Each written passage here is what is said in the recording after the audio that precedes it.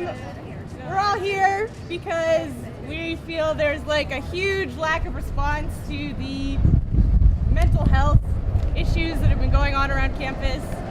We're all here because we're angry and don't need tokenistic words of condolence or it gets better or there's ups and downs in life. We need resources. We need more funding for HCDS. We need more than 4 counseling visits a year.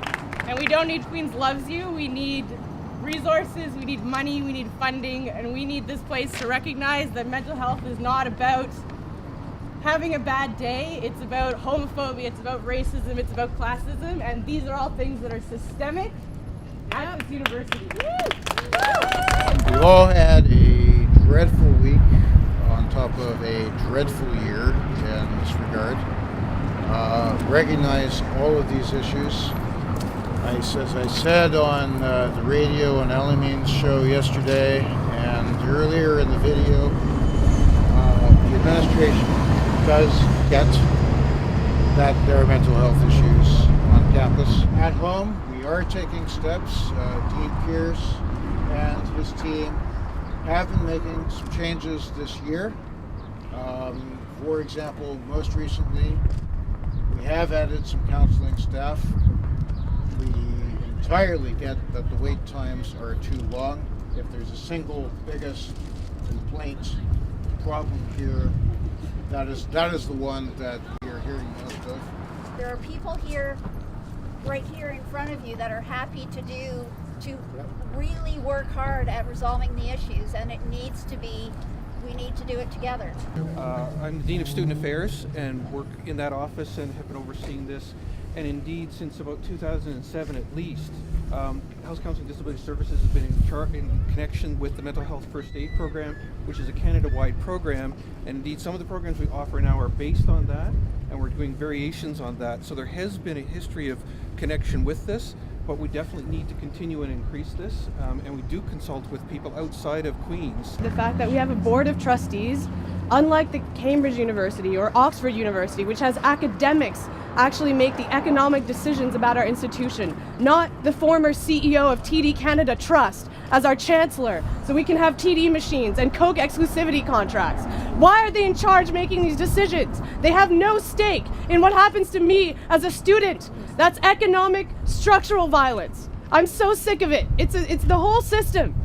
So I think you'll please find that the governance of Queens is pretty similar to the governance of all North American universities. We don't. That doesn't make it okay. Well, the truth is not determined by popular opinion. Just because every other institution is like that, doesn't mean it's okay right now for it to be like that. What do you have to say about the fact there's only one psychiatrist in health counseling and disability? And he doesn't work full-time either. The nature of health counseling services at Queens is that we rely on a number of individuals to contribute part-time as they can, because often they have regular practices elsewhere or involved in counseling works at other places in the community. Well, that's not a number, that's one person. How come there aren't more psychiatrists? Because there is a sense that they can earn quite a bit in the private sector, and we need to try and compete with that. And I do think, I agree with you that we need to do more financially. I mean, I've taken steps this year, and certainly to protect the budgets of health counseling disability services. There have been no cuts awarded to them. In my operation, I've taken cuts from elsewhere in the organization to preserve them. The Central University has come forward and presented money prior to these deaths, indicating that they see a priority there. And I think as we move forward, I want to work with Principal Wolf. I'm certainly committed to making that my number one priority, and it has been, actually, since I started this job, has been to work to see what we can do on this fact. This is not, you don't need to apologize for the reaction of students, you need to apologize for what you said. You need to take ownership for what you said. The onus is not on the student to have a good reaction and a positive reaction to your video blog. The onus is on you to be able to reach out to students without delegitimizing their experiences, without trivializing mental health, and without ostracizing them for what you're saying. Pass through the psychiatrist and the counseling staff that could have said this is not the way to do it, because it does marginalize people, so that whatever that public statement was more appropriate to people who are in that position, rather than a statement that is geared towards making people who are not in that position feel better and like they're doing something.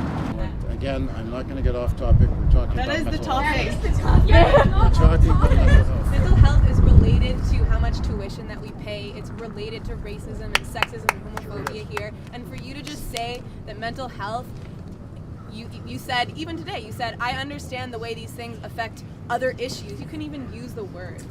And it's so empty when you use those words, when you say that I understand the way that all of these issues interact together, but then we don't see that reflected in the university, we don't see it reflected in the administration, we don't see it reflected in health counseling, disability services, like politicians.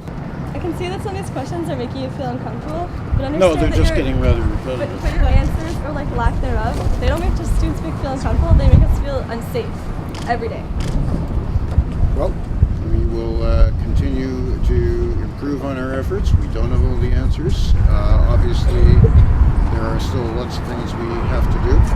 I am grateful for your input today. Obviously, there are going to be some issues we're not going to agree on, but we've heard pretty clearly between you and all the email and tweets and other conversations we've had that we have some stuff that we have to fix.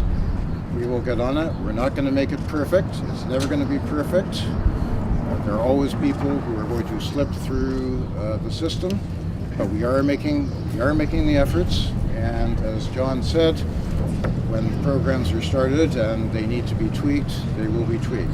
So An I have to go overhaul. now, but thank you very much for your comments.